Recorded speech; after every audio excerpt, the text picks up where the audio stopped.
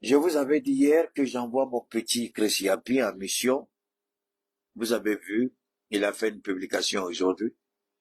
Ah, mais pourquoi il parle plus même du Mali? Pourquoi il parle plus de Burkina? Si tu es suffisamment idiot, tu peux poser cette question. Mais si tu es suffisamment intelligent, tu comprendras que chaque chose a son temps avec Keïta. Keïta n'agit pas pour faire plaisir à quelqu'un. Keïta n'agit pas parce que les gens agissent. Keïta n'agit pas parce que tout le monde parle. Keïta agit parce qu'il a reçu l'inspiration divine de parler d'une chose. Si je ne parle pas du Mali, c'est parce que le Mali, il a de bonnes mains entre les mains du président Assimi Goïta. Qu'est-ce que je dois dire encore? Sinon que d'encourager le peuple à soutenir son président et demander des réformes institutionnelles pour que le président Assimi Goïta soit désormais le président de la République. C'est de dire aux Maliens, dormez tranquille parce que notre armée est à la hauteur. Cette guerre d'indépendance, nous sommes en train de la gagner avec les terroristes. Cette guerre qu'on nous a imposée, nous sommes en train de la remporter. D'accord? Alors, est-ce que je dois venir toujours répéter la même chose quand les Maliens même voient la réalité? La force tranquille. Parce qu'aujourd'hui, j'étais en train d'hésiter. Est-ce qu'il faut mettre l'image de EDM sur ma couverture YouTube? J'ai dit, bon, il y a mes deux femmes là qui étaient avec moi aujourd'hui. On dit, ok, t'as déjà deux femmes. Bon, laissez ça tranquille, je vais vous expliquer. Et à la fin de mon petit frère qui est venu avec le volume de notre maman. Donc, salut, vous savez, hier c'est la fête, tout ça, autre là. Et puis en sortant dans mon garage, je dis, ah, alhamdoulilah, on va remercier Assimi Goïta. J'ai dit, bon, pour le moment, on va tirer le chapeau à Assimi Goïta et espérant que les choses vont pour le mieux. Et ils ont fait une promesse au peuple malien. Ce n'est pas à moi de dire autre chose que de dire merci au président parce qu'il a tenu sa parole. Merci au général Maïga Abdoulaye parce qu'il a dit aux Maliens, je ferai en sorte qu'on trouve une solution définitive au problème du courant. Il m'a permis d'économiser beaucoup d'argent, notre premier ministre. Parce que quand tu dois dépenser entre 40 et 60 000 francs carburant par jour, et puis ça fait 3-4 jours, tu ne dépenses plus d'argent, tu oublies même que tu as un groupe. Merci, général. Merci. Maintenant, on commençait à économiser beaucoup. Tout l'argent qu'on mettait dans le carburant, là, on a économisé. D'abord, donc, moi, personnellement, je ne peux pas me plaindre des prélèvements qui seront faits à partir des transferts ou d'achat de crédit. D'ailleurs, je ne vais pas discuter sur ça, c'est pas mon sujet, mais moi, vous qui insultez le président Assimi Goïta, Assimi Goïta vous dit, je vous donne le choix. Je n'impose à personne. Et moi, chaque fois que je dois faire un transfert d'argent, on me dit, frais de retrait, comment on appelle ça, soutien. C'est dans l'application, hein, Maxit, là, c'est dans l'application. Donc, vous avez la possibilité de dire, j'accepte ou je n'accepte pas. Mais si vous n'acceptez pas, c'est tellement la personne qui va recevoir l'argent, le prélèvement sera automatique. Il appartient à la personne, si elle veut avoir l'intégralité de la somme, de dire, ah, ne prélevez pas, moi je vais vous donner directement mon argent comme soutien. Mais l'argent là, ne coupez pas ça dedans. Donc automatiquement, on peut vous le faire. Donc moi, je ne sais pas pourquoi les gens crient, je ne sais pas pourquoi on insulte. Dans tous les cas, pour quelqu'un comme moi qui dépense autant d'argent dans le carburant, et participer de cette manière-là, moi je pense que je n'ai... Attendez, je vais pas transférer tous les jours, je prends pas crédit tous les jours, c'est pas ça. Mais carburant, je prenais tous les jours, minimum 35 000 francs par jour, tous les jours. Et même si on me dit de donner 5 000 francs par jour au gouvernement, moi je vais jamais refuser. Parce que je suis à l'aise. Ici, je n'entends pas les balles tirer. Mon enfant sort, il va en sécurité à l'école. Mes parents, je ne m'inquiète même pas. Donc, si cet argent peut permettre à nos forces de défense de sécuriser davantage des localités où il y a encore des défis à relever, pourquoi je vais pas leur donner ça? Le temps qu'on commence à exploiter toutes nos ressources. Parce que c'est des choses qui ne vont pas continuer éternellement. Ça, c'est provisoire. À un moment donné, quand les choses vont aller et que nous verrons les résultats du travail d'Assimi Goïta, tout de suite, là, c'est les choses là qu'on va arrêter. Même le courant, on va nous donner ça moins cher. Je dis pas ça aujourd'hui, mais c'est des choses qui peuvent arriver. Donc, pour le moment, accompagnons nos présidents. Arrêtons de nous plaindre parce que nous ne sommes pas les seuls. D'accord? On a le Burkina qui dit on est prêt à tout donner au capitaine. Le Niger dit on est prêt à donner au général. Alors pourquoi son Mali ici, on veut fatiguer Assimi Goïta? C'est vrai que moi je parle de la communication, mais c'est pas une raison pour laquelle moi je vais livrer mon président, laisser les gens dire n'importe quoi sur le dos de mon président. Quand il y a lieu de faire son combat, je le fais. Là, c'est vrai qu'il y a une mauvaise interprétation, mais avec le temps, les gens comprendront quand ils verront le travail qui est en train d'être fait.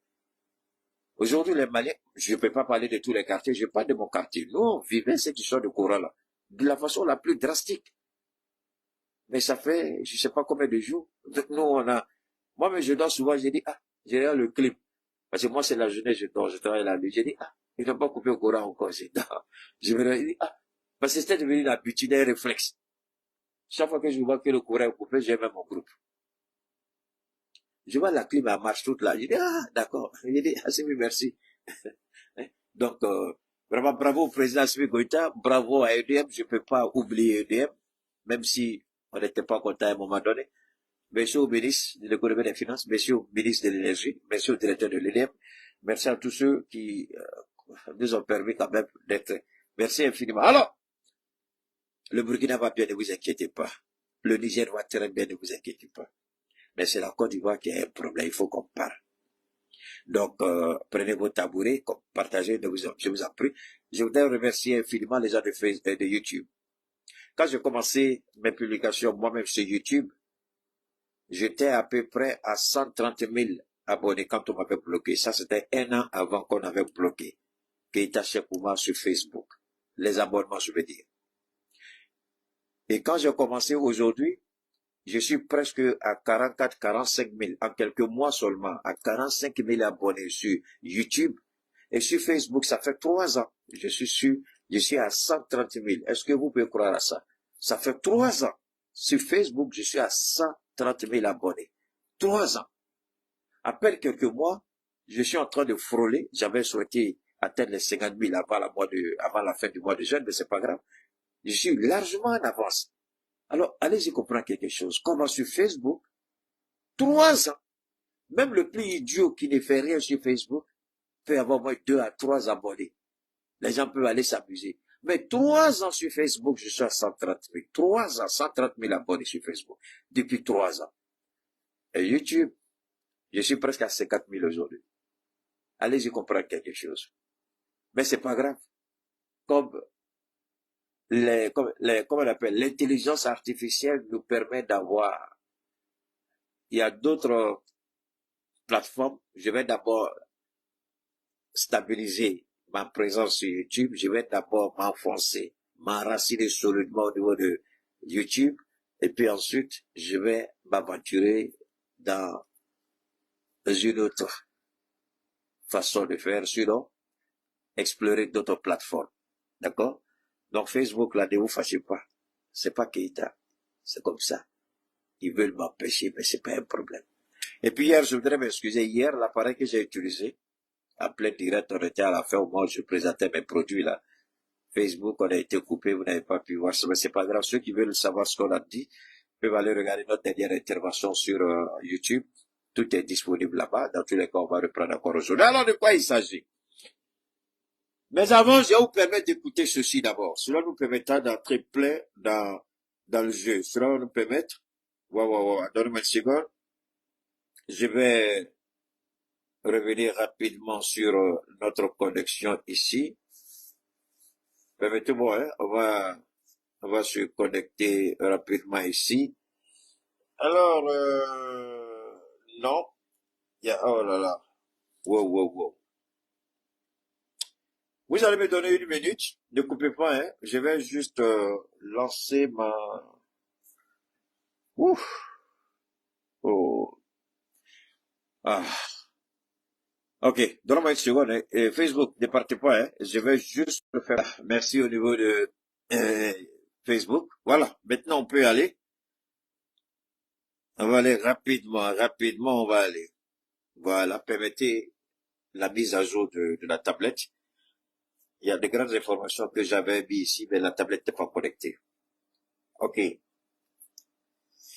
Maintenant, il y a la mise à jour là que je voudrais rappeler. Voilà. Maintenant, on revient ici. Avant de continuer, on revient ici. Je vais vous amener ici d'abord. On va écouter ça ensemble. On va écouter ça et puis on va aller. On écoute.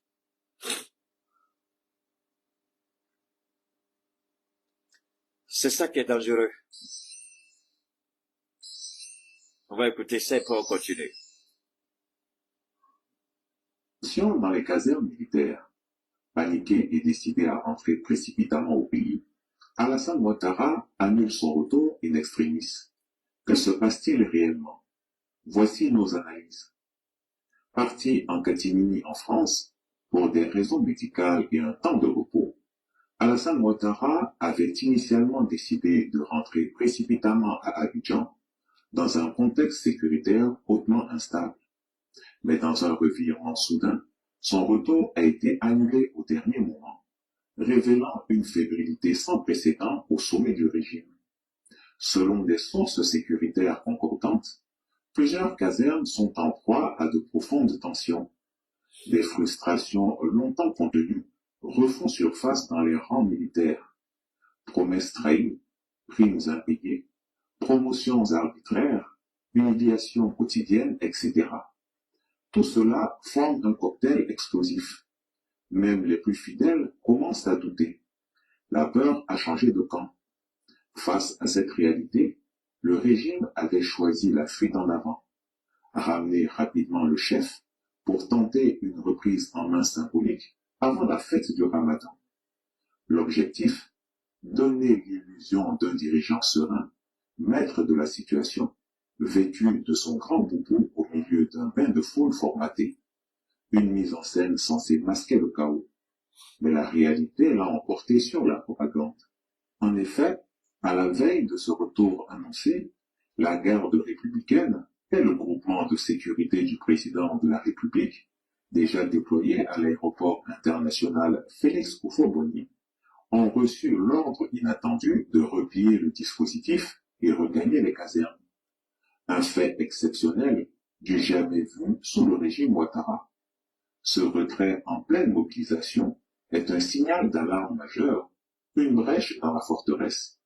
Deux hypothèses expliquent cette volte-face. 1. Le chef de l'État est trop malade pour effectuer le voyage. 2. Il a été rassuré par l'armée française qui lui aurait garanti sa protection en cas de soulèvement. Dans les deux cas, ici, je voudrais d'abord même si de temps en temps j'interpelle mon jeune frère et je remercie Chris Yapi, c'est là que vous voyez que Keïta Cheikh Oumar n'est pas camarade de quelqu'un. Les conseils que je donnais à Chris Yapi, quand vous écoutez la narration de Chris Yapi, vous vous rendez compte que la connotation, la nature qui enveloppait les narrations de Chris Yapi ici, c'est totalement différent. Et je dis infiniment merci à mon jeune frère d'avoir mis à jour certaines informations et d'avoir confirmé les propos que j'ai tenus avec vous hier. Qu'est-ce que j'ai dit hier? J'ai dit faites attention que les politiciens ne se focalisent pas sur la question de la liste électorale, ce qui peut être d'ailleurs une ruse du régime, un piège du régime. Focaliser l'attention sur l'inscription de Laurent Gbagbo sur la liste électorale et éviter que les politiciens ne regardent de près la violation constitutionnelle, parce que le vice-président ne va jamais prêter serment comme président de la République. Je vous le dis aujourd'hui, marquez la date. Alassane ne permettra jamais que Thiemoko reprenne la relève si lui, il est en indisponibilité ou dans l'incapacité d'exercer sa fonction de président. C'est une malice, c'est un tour, c'est ce qu'on appelle la manipulation émotionnelle, non, politico-émotionnelle. Je répète, c'est ce qu'on appelle la manipulation émotionnelle politique ou politico-émotionnelle. On joue ici sur la fibre émotionnelle des Ivoiriens. Mais il y a un véritable malaise politique au sommet de l'État. Aujourd'hui, Dieu merci, Je suis le seul sur la terre des hommes, en Côte d'Ivoire et en dehors de la Côte d'Ivoire. Partout sur la planète Terre, je suis le seul à pouvoir faire cette analyse. Personne au monde n'a vu encore ça. Je suis le seul à vous interpeller là-dessus. Si vous connaissez quelqu'un d'autre, je vous en prie, je serai ravi de voir la vidéo de la personne. Je ne suis pas prophète, mais tout ce que vos prophètes vous disent là, ça rentre dans ce que je viens de vous dire. Je ne suis pas marabout. Tout ce que vos marabouts vous disent là, ça rentre dans ce que je dis. C'est-à-dire ce que je viens de dire est au-delà de tout ce que vos prophètes ou soit des marabouts vous ont dit. Parce qu'ici, c'est Allah le seul qui met dedans. Ça, c'est pas quelqu'un.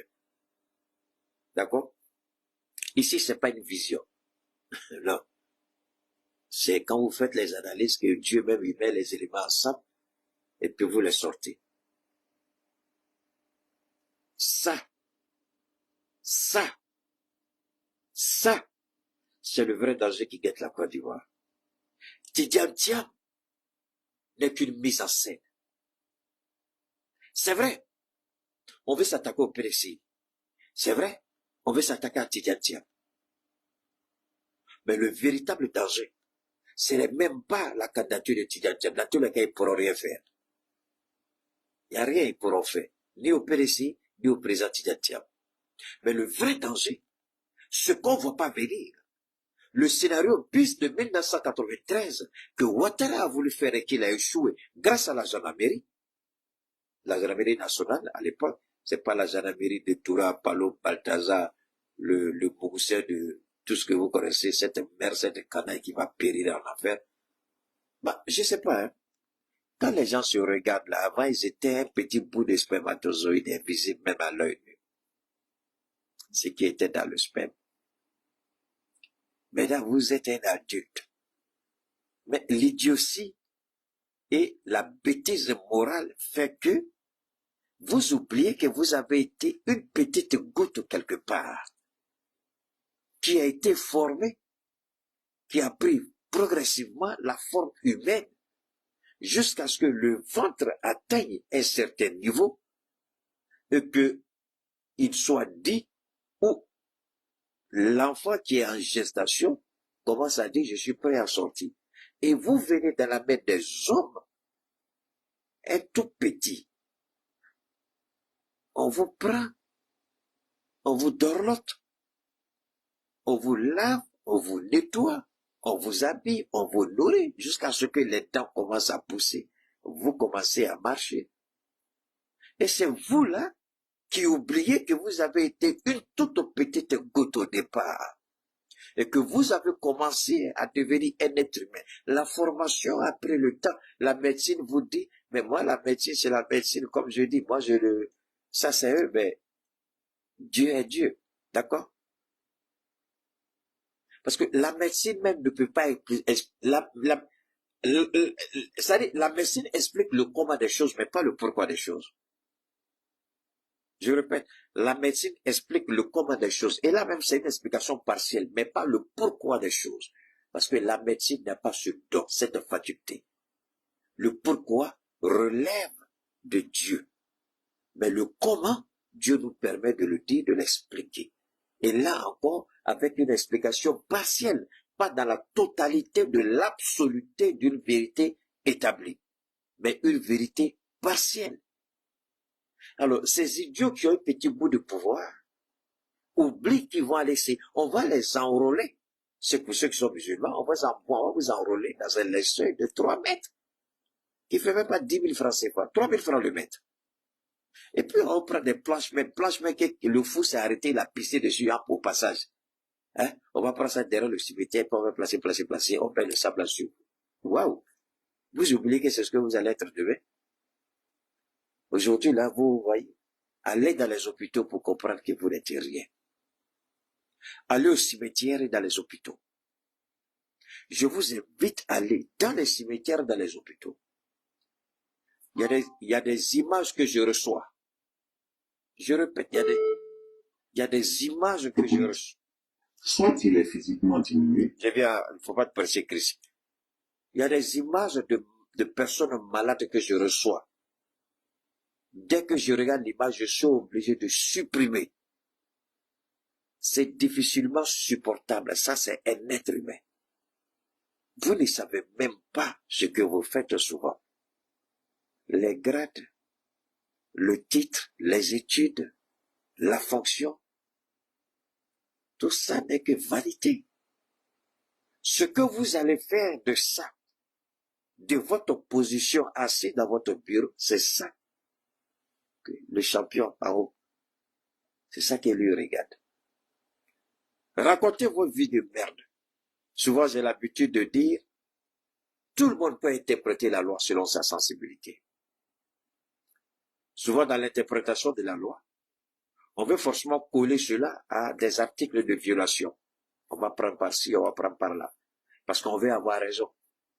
Mais la seule chose qui doit animer celui qui applique cette décision, c'est de savoir, est-ce que ce que je suis en train de faire là, c'est bon?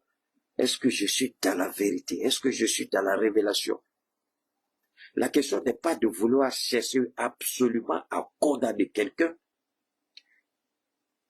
J'ai une interprétation d'une situation. Mais rien ne vous dit, votre interprétation peut être erronée.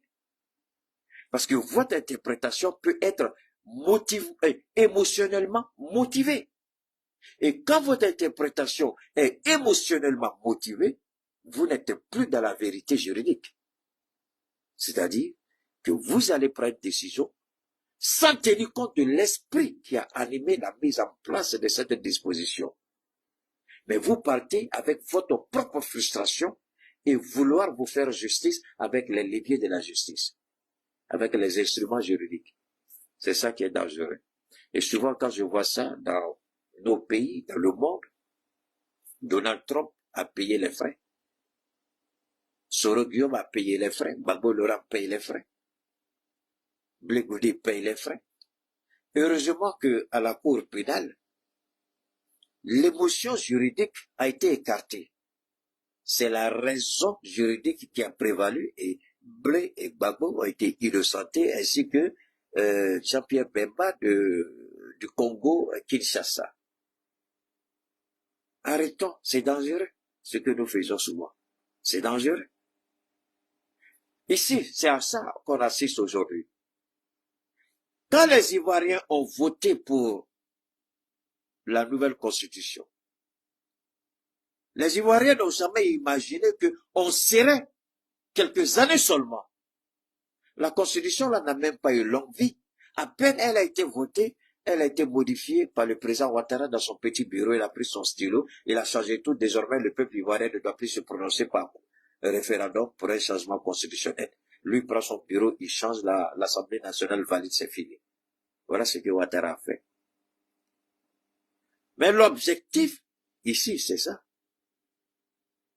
Les Ivoiriens, en votant pour la vice-présidence, n'ont jamais imaginé que le président viendrait après pour dire on va changer, le vice-président doit plus être voté au même titre. Mais ce jour-là, les partis politiques étaient suffisamment désarticulés, brisés, pour s'opposer à cela. Quelques voix se sont levées pour se plaindre, ça s'est arrêté là. Mais le silence coupable du peuple ivoirien, voilà le danger aujourd'hui. Quand Ouattara passe sa vie minable, pathétique et pitoyable à mentir et à manipuler, il y a ce qu'on appelle le retour du karma. Et aujourd'hui, nous sommes en train de vivre ce retour. Je n'avais jamais imaginé que ce que je disais il y a des années, quand j'interpellais la Côte d'Ivoire, quand j'interpellais les Ivoiriens, quand je présentais Ouattara comme le légatat qui va détruire la Côte d'Ivoire, détruire la Constitution, briser tout et même s'attaquer à l'Afrique de l'Ouest, je n'avais pas imaginé, je vous jure, Allah est témoin, je n'avais pas imaginé, malgré que je disais ces choses-là, j'avais cette, comme vous le dites dans un français simple, cette révélation, mais je n'imaginais pas, parce que vous n'avez pas eu l'idée de la gravité de ce qui est en jeu. Je vous parle dans un français peut-être un peu trop harmonisé, un français beaucoup trop maquillé, pour vous permettre d'écouter, d'entendre. Mais là même, je suis en train de maquiller même la réalité. Il y a une véritable menace, je vous en prie. Tous les connaisseurs, tous les officiers supérieurs de l'armée de Côte d'Ivoire savent de quoi je parle. Tous les policiers avertis savent de quoi je parle. Et je suis sûr que beaucoup se posent la question, mais comment diantre ce gars-là est arrivé à sortir de l'émotion et puis se concentrer sur ça? Parce que voilà le combat du RHDP, c'est nous détourner de cette ville. Ça, cette violation qui se prépare. Tiemoko Meile, si les garçons, il n'a qu'à insister, ils vont l'enlever, ils vont le liquider, il ne saura même pas qu'il a été liquidé. Si Tiemoko est garçon, il n'a qu'à parler. Si les garçons, si les institutions de l'État de Côte d'Ivoire sont véritables, ici on les attend. Quand je disais qu'Alassane Ouattara était physiquement incapable de gouverner la Côte d'Ivoire, et le vrai combat se situe au niveau de l'application de la Constitution pour le respect des institutions. Je ne pensais pas que c'était aussi grave que ça. Je n'imaginais pas qu'on était dans un cas aussi grave. Je vous disais hier d'aller écouter la guerre, mais je le sais, la situation est compliquée. C'est là que les politiciens doivent faire beaucoup attention. Restez focalisés. Menez le combat du président Koudou Laurent Gbagbo. Menez le combat du président Soro Guillaume Afi Guessa et tout. Mais restez focalisés sur la succession constitutionnelle. Restez focalisés parce que le RHDP veut vous détourner de cette réalité. Je vous en prie. Salut à toi, Léon Sozensou. Lucas, comment vas-tu? I got nothing against my country. Je dis my country because some way, somehow, before, it was my country. So, I don't have anything against Côte d'Ivoire. I prefer to be ahead of a situation. We need to be careful because something really nasty is going on. Something really nasty is going on. Et ils le savent. Ils savent très bien ce qui est en jeu. La petite, la secrétaire générale de la présidence, là, vous êtes en train de la sous-estimer. Là, c'est comment elle s'appelle, I don't know how she's, I don't know comment elle s'appelle, hein? La femme de Bruno Dabane. She knows too much. She knows everything. The real power, she's one. Elle est le véritable pouvoir. La femme de Bruno Dabane connaît, c'est elle. Le vice-président, là, c'est bidon. Premier ministre, là, c'est bidon. C'est elle le véritable pouvoir. Cette réalité, believe me or not, I really don't care. But my wish is, I get wrong. That's my only wish. And my greatest wish, I want to be wrong. Mon plus grand souhait, et Allah est témoin, je vais me tromper. Wallahi billah, je jure, je vais me tromper. Mais si je ne me trompe pas, I'm scared, j'ai peur de ce qui se prépare. Parce que ce qui se prépare n'est pas pour les enfants. C'est pourquoi je dis en anglais, something really nasty. Quand l'anglais te dit en politique, something is nasty, il faut avoir peur. Ouattara sait ce qui est en jeu. Et on va continuer d'écouter Christian Pi sur un élément, ici. Le trait en pleine mobilisation est un signal d'alarme majeur, une brèche dans la forteresse. Deux hypothèses expliquent cette volte-face. 1. Le chef de l'État est trop malade pour effectuer le voyage. 2. Il a été rassuré par l'armée française qui lui aurait garanti sa protection en cas de soulèvement. Dans les deux cas, c'est une gifle politique. Soit il est physiquement diminué, soit il est politiquement prisonnier de la France. Le plus inquiétant reste le retour envisagé, voire activé, à des forces étrangères pour sécuriser un chef d'État sur son propre sol. Cela en dit long, la confiance dans les forces ivoiriennes est rompue. Le ver est dans le fruit, et même les outils de répression d'hier se muent en foyer de contestation aujourd'hui. Des sources diplomatiques confirment qu'à Paris, l'Élysée observe la situation avec nervosité. Pourquoi? Vous voyez que Dieu fait grâce à son serviteur. Ce n'est pas la candidature de Tidiane Thiam qui inquiète Paris. C'est pas la candidature de Laurent Gbagbo Soro Guillaume, non. C'est ce que je viens de dire. Ils savent que Ouattara, pourquoi l'Élysée serait en train de regarder la situation avec, pour la simple et bonne raison que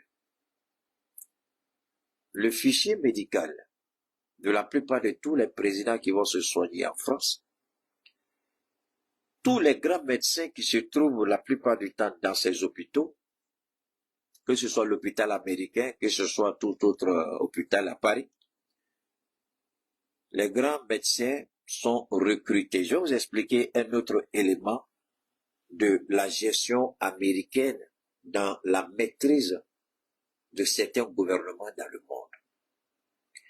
La CIA recrute des hommes d'affaires. La CIA recrute des docteurs assermentés. La CIA recrute des chefs d'entreprise, des opérateurs économiques, des industriels, des commerçants, des importateurs, des transitaires. La CIA recrute tout cela pour travailler. C'est pourquoi leur budget n'est même pas connu. C'est Trump qui est en train de mettre de l'or aujourd'hui. La plupart de tous les médecins qui traitent nos présidents ou qui traitaient nos présidents jusqu'au fouet, la plupart de ces médecins étaient recrutés par la CIA. Donc, ils avaient des informations sur l'état de santé de tous les présidents à peu près, à l'époque. Je ne sais pas trop si avec Trump les choses sont en train de changer. Donc, la situation d'Alassane Ouattara, les Américains savent. Je vous jure de laisser ça tomber. Ils savent. Vous savez, je mets tous les services de renseignement dans le monde, je les mets au défi de prouver que ce que je suis en train de dire est faux. S'ils sont garçons, ils n'ont qu'à sortir pour dire que ce que je dis est faux. La CIA recrute dans pratiquement tous les domaines. Parce qu'ils ont un budget illimité, d'après eux-mêmes. Ils ont des ressources illimitées. Pourquoi la CIA est partout dans le monde? C'est pas forcément des agents qui sont là-bas, non. Ils recrutent même dans ton propre pays, là, sur ton propre sol, là, ils recrutent là-bas. Ils recrutent même des professeurs d'université. Oui, il y a des professeurs d'université qui travaillent pour la CIA. Ils ont infiltré tous les tissus dans le monde, partout. Les pays où ils sont pas, c'est la Chine. Ils ont tenté, on les a attrapés, on les a liquidés. C'est la Russie. Ils ont tenté, on les a attrapés, on les a liquidés. C'est la Turquie. Ils ont tenté, on les a arrêtés, on les a liquidés. Parce que quand on les liquide comme ça, là, eux-mêmes ne peuvent pas parler. Parce que c'est des gens qui travaillent sous couvert. Officiellement, ils ne sont pas agents de la CIA. Mais ils sont suspectés. Donc, ils ne peuvent pas intervenir. S'ils interviennent, ça veut dire que c'est eux qui les ont recrutés. Donc, en général, ils ne parlent pas. On les tue, ils ne parlent pas. La Chine, la Russie, l'Inde, la Turquie, il y a un certain nombre de pays là, l'Iran, tu ne peux pas t'amuser là-bas. Sinon, en Afrique là, ils ont recruté partout, dans nos universités, dans nos hôpitaux, dans les secteurs industriels, dans le tissu économique, ils ont recruté. Donc, la santé de Ouattara est dans leur main. Le fichier de santé, ils ont ça. C'est pas seulement l'Élysée, puisque l'Élysée fait partage d'informations, de renseignements avec la DGSE et la DGSI. Et la DGSE et la DGSI, ils sont tous informés, ils ont tous l'information sur Ouattara. Je veux dire que Christian Api, quelque part, il n'a pas tort. Mais ce qui est, merci pour la Corée du Nord, mais ce qui est dangereux, ce n'est pas tant, parce qu'ils ont ces informations-là pour agir à des moments précis. Mais, ce que je voudrais dire, quand par exemple un président comme Ouattara, ils ont le fichier, la question qu'ils se posent, ils ont permis à quelqu'un de devenir un monstre, une menace pour son propre pays. Et ils se rendent compte qu'il est contesté. Et quand on regarde le système institutionnel, c'est un système de façade. Les institutions ne fonctionnent pas comme l'aurait souhaité la Constitution. Mais les institutions en Côte d'Ivoire fonctionnent en fonction du désirata du président. Donc ça pose un problème. Thibaut ne peut jamais prétendre logiquement, si on était dans une sorte de démocratie, voilà pourquoi j'ai dit c'est une démocratie, je ne crois pas. Logiquement, vu les capacités de Ouattara à exercer son pouvoir, le vice-président peut momentanément prêter serment le temps que Ouattara revienne. Mais ça n'arrivera pas. Ça n'arrivera pas. Et ce que je crains, c'est ça. Le monsieur n'est plus à mesure. Il est physiquement diminué et il est sérieusement malade. Il a forcé. Là où il devait se reposer, il a refusé de se reposer. Là où on lui a dit de mettre à la terre, il a refusé. Merci beaucoup à toi. Merci beaucoup. La personne qui a envoyé sur... comment vous appelez ça? Meta Business. Merci. C'est ça la réalité. Je vous en prie. Ne soyez pas d'accord avec moi. Critiquez-moi. Je n'ai aucun souci à ça. Mais priez Dieu que j'ai tort. C'est tout ce que je souhaite. Parce qu'aujourd'hui, vous n'êtes pas sans savoir que le pays est véritable. Pas le pays qu'ils ont divisé. Mais je voudrais lancer ce message aux Ivoiriens. Je voudrais dire aux BT, les BT n'ont pas de problème avec les Dula. Sinon, la plupart de mes clients en Côte d'Ivoire sont des BT. Ils savent que je suis Dula. Ils vont jamais m'appeler. J'ai des baoulés. Ils vont jamais m'appeler. J'ai des gourous, j'ai des ouais, en un mot. Ils vont jamais m'appeler. D'ailleurs, ceux avec qui je travaille le plus en Côte d'Ivoire, ce sont les BT, les ouais en général, c'est-à-dire dans la région des 18 montagnes. Les Dula, là même, je les compte au bout du doigt. Mais les BT, les baoulés, je ne peux pas les compter. Avec les sénofos, ceux avec qui je travaille, ceux qui me contactent par rapport à mes prestations. Les Dula, je peux les compter 3, 4, ça s'arrête là, 5 maximum, même pas 10. Mais c'est dangereux. Parce qu'on veut nous faire croire cette situation, c'est pourquoi je voudrais dire aux Ivoiriens, faisons beaucoup attention. On veut nous faire croire que c'est vrai, la réconciliation n'a pas lieu. Mais la réconciliation, ça c'est entre les partis politiques, les hommes politiques. Sinon, quand la femme baoulée, là, elle va acheter la banane plein temps, hein, au marché Gourou, là, est-ce qu'elle demande, je vais acheter la banane plantain avec seulement les femmes du PDCI. Quand nos femmes là, rentrent au marché, à Djamé, marché Gourou, à Trècheville, à Marcory, à Yopougon, à Liama, Benjerville, Trècheville, à Zopé, Boaké, Kounfao, Dimokro, Bondoko, Tada, Boula, revenons dans l'ouest, faire que c'est Dougou jusqu'au Korogo et Tabakala, tout ça autre là, et puis on va du côté de l'est, d'accord? À partir d'Akoupé à Bangourou, jusqu'au niveau de Grand Bassam. Après, on se rabat encore au centre de la Côte d'Ivoire, Tumoudi, Yamsokoro, Boaké et autres. Mais attention, quand les femmes vont marcher, est-ce qu'elles demandent, ah, ouais, ma soeur femme baoulée qui vend, banane plantain, ou bien attiqué, ou bien poisson fumé, ou bien poisson frais. Elles ne demandent pas. Elles n'ont jamais dit. La femme bêtée qui tend la main, est-ce qu'elle dit, hey, l'argent là, est-ce que c'est l'argent du RHDP ou bien c'est l'argent du PDC ou du MPPSI? Elle s'en fiche. La nourriture qu'elle prépare qui rentre dans le ventre des Ivoiriens, est-ce qu'on vous a dit que c'est la nourriture du PPSI, c'est la nourriture du PDCI, ou c'est la nourriture de GPS? Non. Ça n'existe pas. Il n'y a pas un problème entre les peuples ivoiriens. C'est ce maudit du président, ce criminel sans foi ni loi. C'est vrai que les musulmans ont été la cible, les mosquées ont été la cible à cause des mensonges qui sont sortis de sa bouche. Mais je demande aux Ivoiriens de faire preuve d'élévation.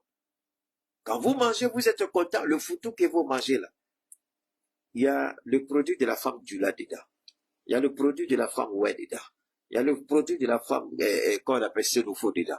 Donc, c'est tout ça là qui fait la sauce que vous avez préparée, sauce au timblé, sauce arachide, sauce graine, foutou banane, foutou iyam, foufou, tout ça. Tout ça, c'est leur truc. Donc, ne faites pas attention aux mensonges politiques.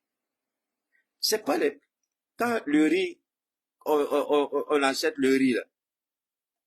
Est-ce qu'on dit, ah, attendez, ou bien le bois que vous achetez pour construire votre maison, là. Ah, Ça, c'est les Nigériens, parce que c'est eux qui vendent beaucoup plus de bois. Les bois des différentes Syriens sont les Nigériens.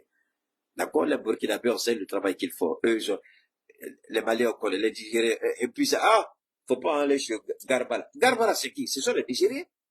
C'est les Ivoiriens les Ivoiriens ont appris à les Nigériens. Et le Garba est beaucoup mangé plus que tout. Moi, là où je suis souvent, là, même, si vous pouvez m'envoyer un poste, Garba, là, mais ça m'a tué. Garba, j'ai envie de manger ça. Le Garba qu'on mange avec Attiqué et les autres, c'est pas la même chose. Le poisson le poisson salé, là. Vous savez de quoi je parle. Alors, donc, cette manipulation sortait dedans. C'est les politiciens qui ont un problème. Donc, il y a des jeunes gens qui ont été recrutés par ces politiciens.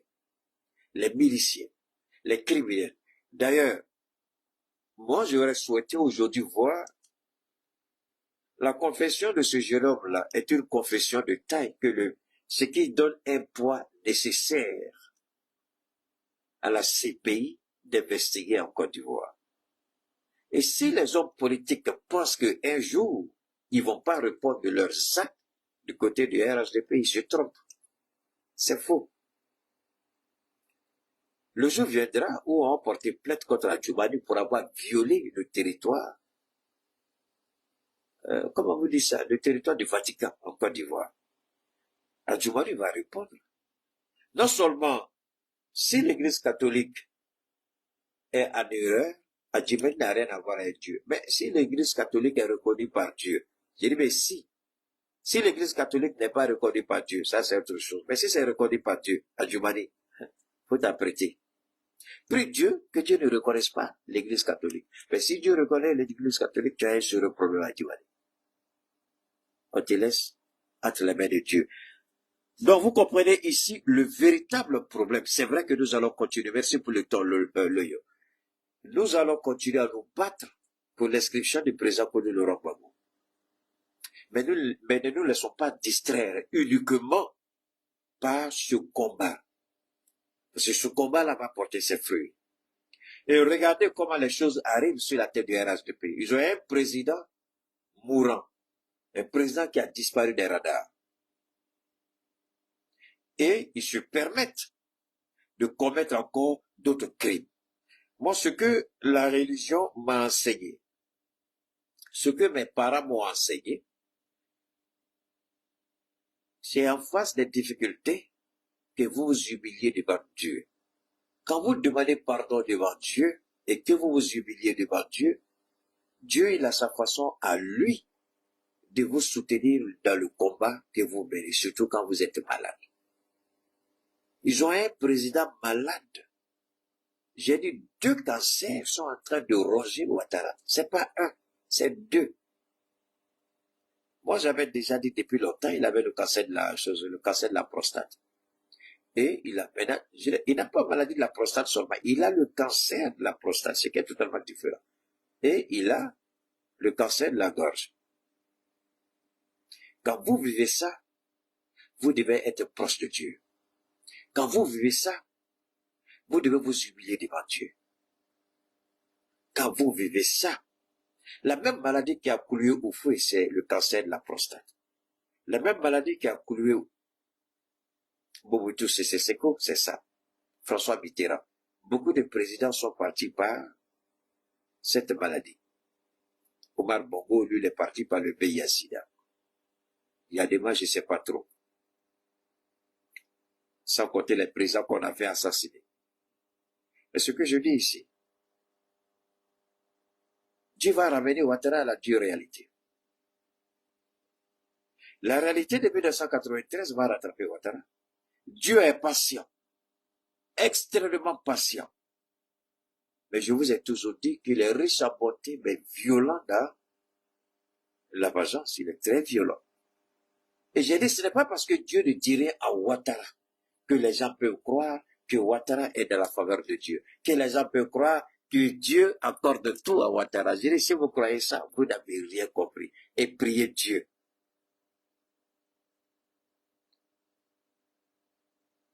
Ouattara va se retrouver dans la position du fouet. Et Ouattara, Dieu permettra à Ouattara de voir comment il a voulu détruire la Côte d'Ivoire. Quand il a été appelé juste pour redresser l'économie, Dieu va le mettre dans la même position qu'au fouet pour qu'il voie de ses propres yeux. ce qu'il faisait aux Ivoiriens, et Dieu va permettre à Ouattara de vivre ça dans sa chair. Je disais aux gens que Dieu ne va pas exterminer Ouattara comme ça. Dieu va lui permettre de voir beaucoup de choses avant de le frapper. À l'époque encore, je souhaitais avoir tort. Mais curieusement, je vois que le destin triste et tragique de Ouattara nous permet de voir certaines choses. Donc, je ne sais pas si on va continuer d'écouter ceci d'abord pour l'avant. Certains analystes n'excluent plus un scénario en guillemets à la malienne ou à la guinéenne, car ce qui se passe ici dépasse la sécurité. C'est la légitimité même du pouvoir qui est en crise. Ne laissez pas des gens qui ne respectent pas la Constitution, qui sont sur le point de faire le 4e mandat illégal, vous complexez sur un article 48 d'une sombre loi que personne ne connaissait. C'est plus grave de ne pas respecter la Constitution. La Constitution est au-dessus de la loi. Quand on ne respecte pas la Constitution, on peut imposer aux gens le respect de la loi. Dans les cas. Donc, quand vous ne respectez pas la Constitution, ici, ce que j'ai toujours dit, c'est la question de la Constitution qui est en avant. Ce n'est pas la loi, c'est la Constitution. Et j'ai dit que les institutions fantômes mises en place par Ouattara, vice-présidence, primature, qui n'est pas de son fait, la primature, mais la vice-présidence, le Sénat, quelle est leur utilité aujourd'hui? Quelle est leur réelle légitimité politique, juridique et institutionnelle? Zéro. La gabegie. Alors, imaginez-vous, quelqu'un qui a un budget de plus de 340 milliards par an.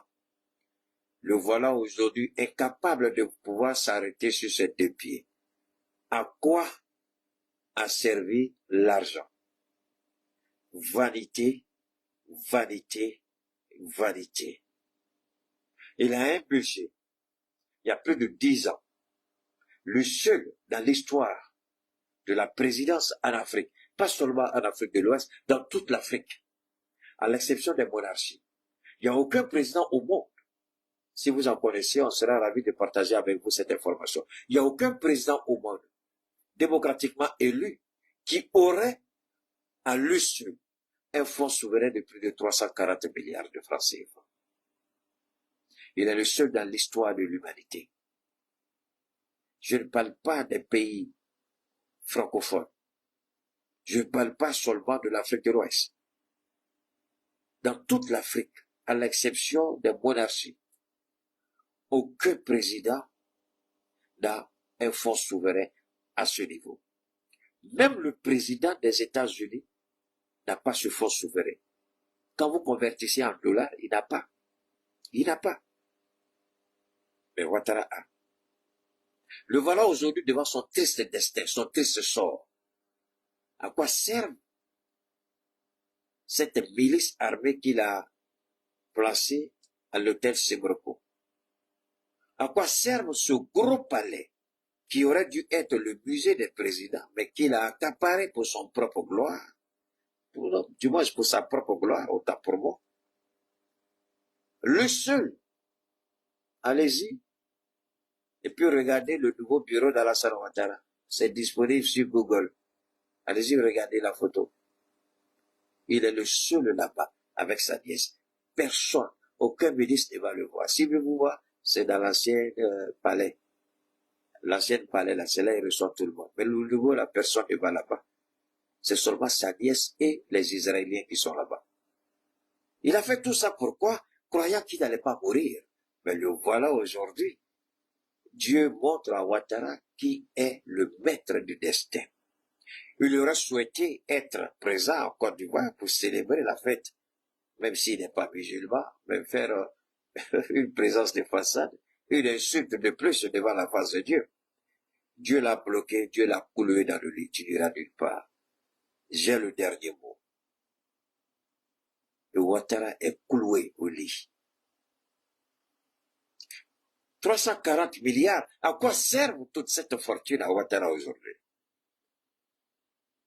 Ne vendez pas votre âme au diable. C'est le conseil que je donne à tout le monde.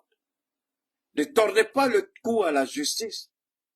Parce que émotionnellement, vous êtes frustré par rapport à ce que quelqu'un a dit.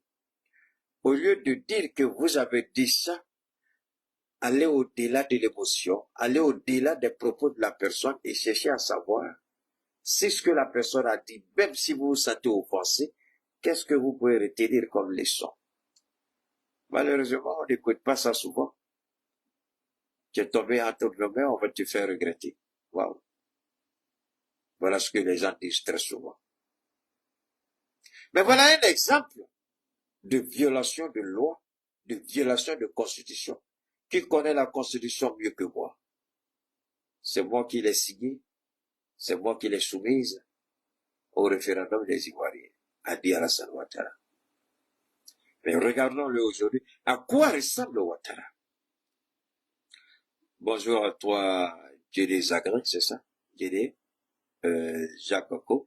Au niveau de Facebook, vous allez m'excuser beaucoup parce que je ne sais pas si c'est le téléphone ou le système, mais j'arrive pas à voir vos commentaires au niveau de Facebook. Bon, YouTube, il n'y a aucun commentaire, les commentaires, YouTube, c'est bon. Mais Facebook, comme c'est un nouveau système, c'est un nouvel appareil, donc on va essayer de voir comment activer le commentaire au niveau de Facebook, d'accord? On va faire ça comme ça. Depuis hier, aujourd'hui, je vois que ça passe pas. Ou, je ne sais pas si c'est eux qui ont bloqué aussi, parce que 3 ans, pendant 3 ans, je suis à 130 000 abonnés Facebook. À peine quelques mois sur YouTube, je frôle déjà les 50 000 abonnés. Alors que Facebook, c'est beaucoup plus compliqué. Mais ici, je vous ai invité pour aller vous abonner sur la nouvelle page, sur la nouvelle chaîne YouTube, Sahel Media. Il y a seulement 12 personnes qui sont allées là-bas. Bon, allez là-bas parce que de temps en temps, on va balancer. Mais on me dit là-bas pour que je puisse commencer sur Sahel Media, on me dit il faut que j'atteigne un certain nombre d'abonnés pour que je commence mes directs.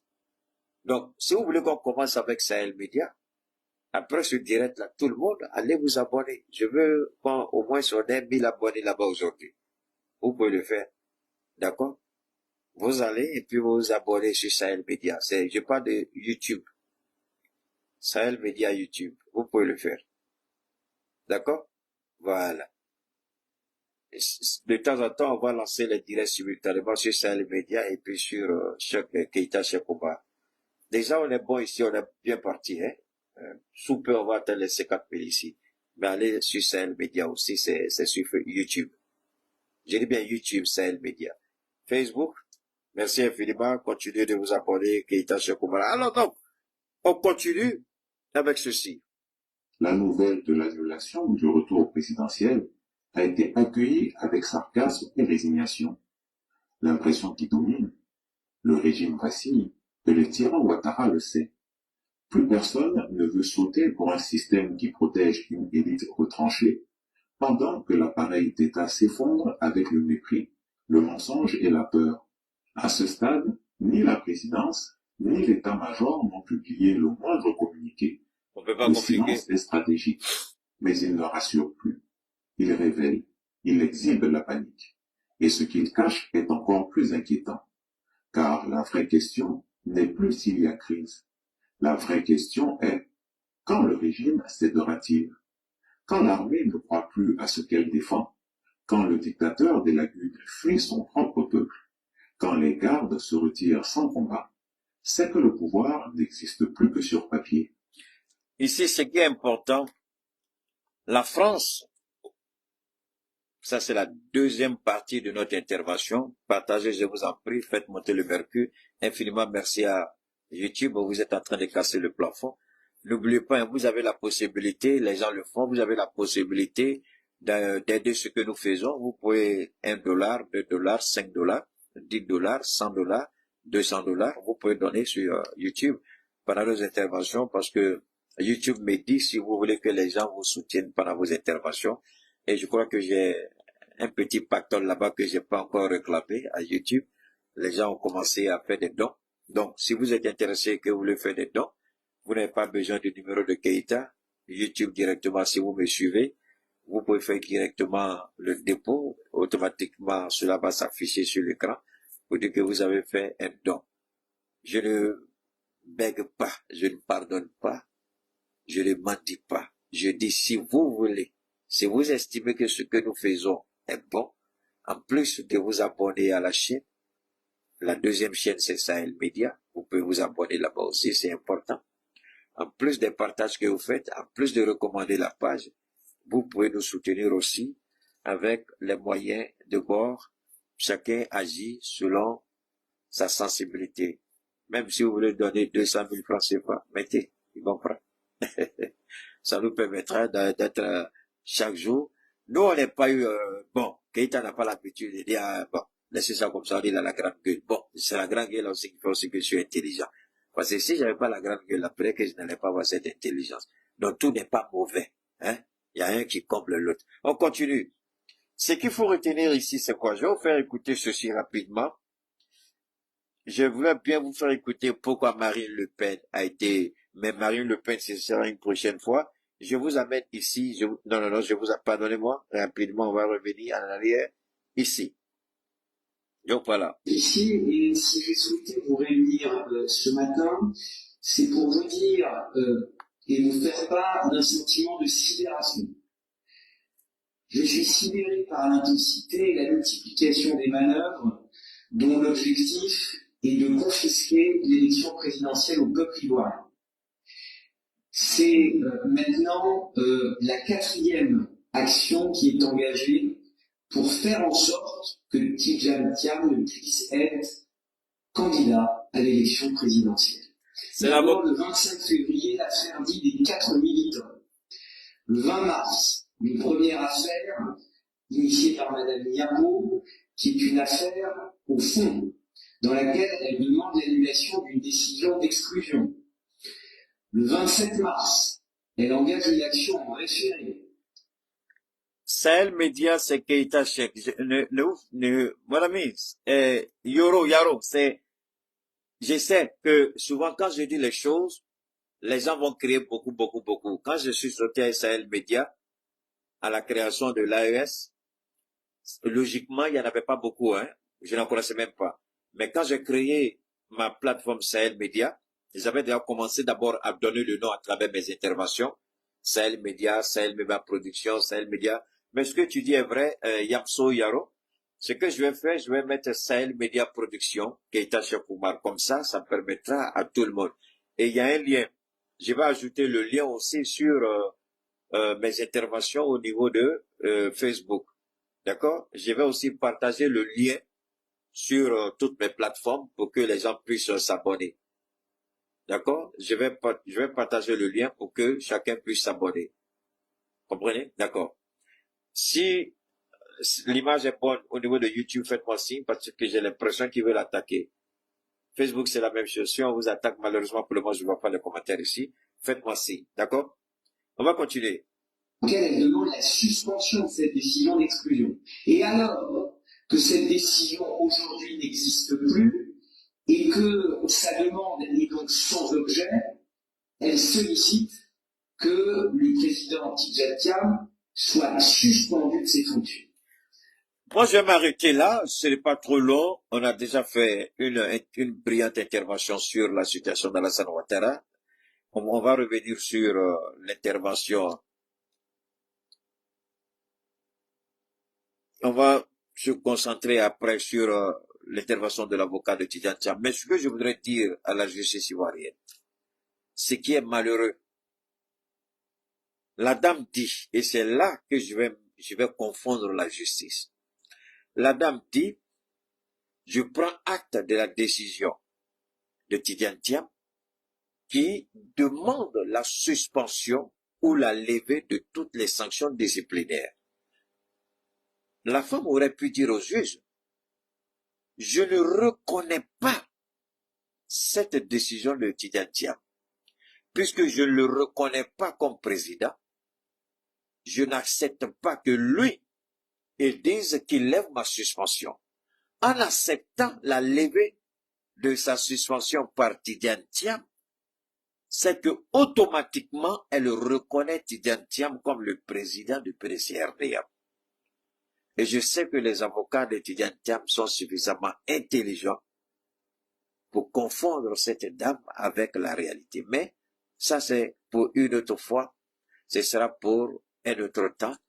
On va décortiquer après pourquoi juridiquement on ne peut pas aller quelque part avec ça. Je ne voulais pas mélanger l'intervention d'aujourd'hui avec d'autres sujets.